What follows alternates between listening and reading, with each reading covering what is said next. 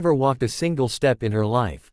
The daughter of billionaire CEO Jonathan Pierce, a man whose empire stretched across continents, who could buy almost anything except a miracle. But the miracle came, not from a world-class surgeon, not from cutting-edge tech, but from a quiet, single-dad veteran who worked as a janitor in her father's company. Before I tell you what he did, before you feel what he did, promise me one thing. Watch till the end, because this isn't just another story about wealth or war. It's about faith, pain, and a moment that made even the richest man on earth fall to his knees. And if it touches your heart, don't forget to like this video, and subscribe, because sometimes, stories like this remind us that miracles still walk among us. Jonathan Pierce was known as the man who never lost. Every deal he touched turned to gold, every company he bought doubled in value. But at home, he was broken. His 10-year-old daughter, Emma, was born with a rare neuromuscular disorder that left her legs completely paralyzed. Every morning, Jonathan kissed her forehead before heading to meetings with presidents and billionaires, pretending he wasn't dying inside. He had brought in 22 doctors from around the world, specialists in Tokyo, Berlin, and New York. Each one examined Emma with the same sympathy in their eyes, and left him with the same empty words, "We're sorry, Mr. Pierce. There's nothing we can do." But then came a man no one noticed. Michael Carter, a quiet, single-dad veteran, newly hired to clean the lower floors of Pierce Industries.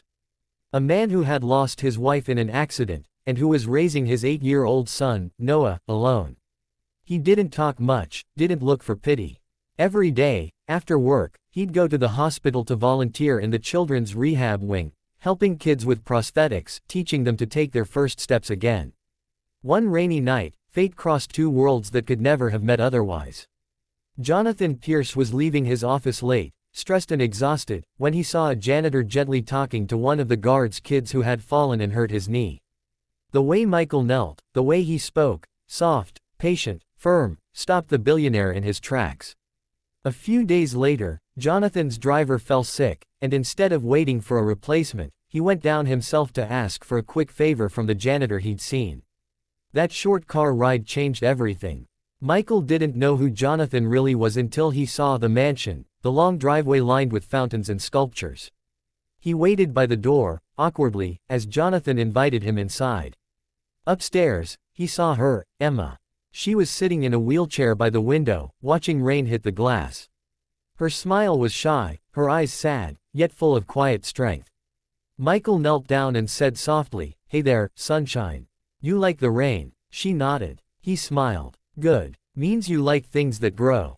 For the first time in years, Jonathan saw his daughter smile at a stranger. Something clicked inside him. He offered Michael a strange proposal, not as a janitor, but as a companion for Emma, someone who could spend time with her, motivate her, keep her company. Michael hesitated. It wasn't his field, but when he looked at Emma, he said yes. Weeks turned into months. Michael didn't talk about medicine or miracles. He talked about courage, patience, and faith. He told Emma stories from his days in the army, about soldiers who learned to walk again with prosthetics, about pain being the language of progress. He built small wooden toys for her, challenged her to feel the floor, even if her legs didn't respond. At first, Jonathan thought it was all meaningless, just a kind man keeping his daughter entertained. But something began to change. One morning, Emma started feeling tingling sensations in her toes, something the doctors said would never happen. Michael didn't celebrate. He simply smiled and said, "That's your body remembering what it forgot." He began crafting custom exercises, improvised with bands and toys, not clinical but filled with fun and emotion. The bond between Michael and Emma grew stronger. She trusted him, laughed with him, and when she cried, he never told her to stop, he told her to keep going. But behind all that, Michael was hiding his own pain. His son, Noah, had been diagnosed with a mild motor disorder after the accident that killed his mother. Every night, Michael would tuck him into bed, whispering, "One day, we'll both heal."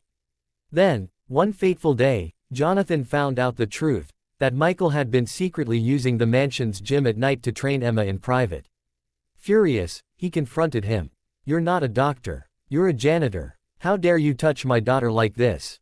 Michael didn't flinch. He simply said, "Because she believes in herself again, and no doctor ever gave her that.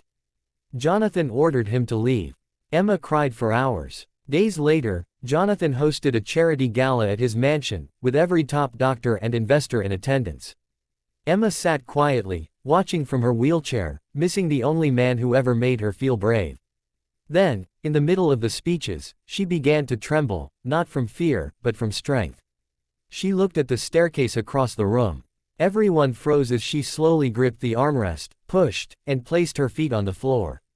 One step, then another. Her legs shook, her face twisted in pain, but she didn't stop. The hall went silent. Jonathan dropped his glass, tears flooding his eyes. His daughter was walking. At the end of the stairs stood Michael, in the crowd, his eyes wet, his hands trembling. She took one more step, and fell into his arms. The room erupted in applause. Jonathan Pierce, the man who had conquered the world, broke down and hugged both of them. "How did you do this?" he whispered. Michael just smiled. "I didn't. She did. I just reminded her she could." From that day forward, Emma's story inspired millions. Jonathan funded a new foundation for children with disabilities, led by Michael himself, the Hope Movement.